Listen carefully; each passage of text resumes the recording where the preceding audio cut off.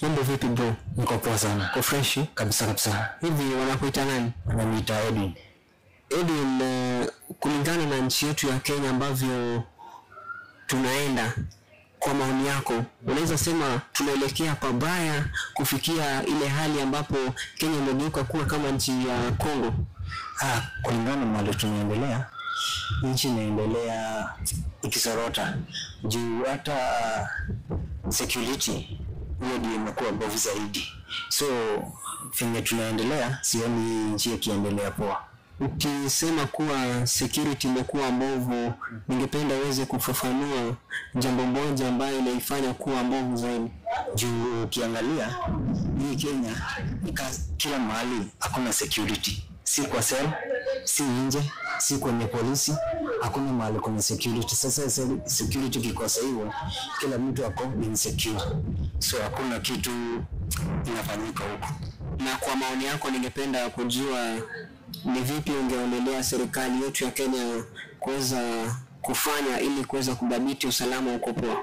Kile wanaweza fanya, hii nchi imekuwa ya watu kama rafiki. So ukifanya hivi uulizwi, ukifanya hivi uulizwi. So vile inakuwa kama angeacha huyu rais achague watu si marafiki yake, watu wanajua kufanya kazi, inaweza kuwa kitu kingine. Sasa mtu kaa Ulagat ni sahihi, ako kwa serikali, ni rafiki ya rais. So hata akiwa hapo hakuna kingine fanyiwa. Kwa hivyo ukisema ile Langat, kwa hivyo akingatuliwa mtu mwingine aweze kugeuzwa, huenda usalama ukakuwa dhabiti. Lakini asiweke rafiki yake, aeke mtu anajua kazi na kulingana na penye anatenda kazi, lakini si rafiki yake. Na kulingana na vile watu ambavyo wana protest kuweza kwenda kule nje kudai haki kuweza kutembeka, hivi unaona ni jambo mzuri ambazo Gen Z wanazifanya kwenda kudemonstrate kudai haki?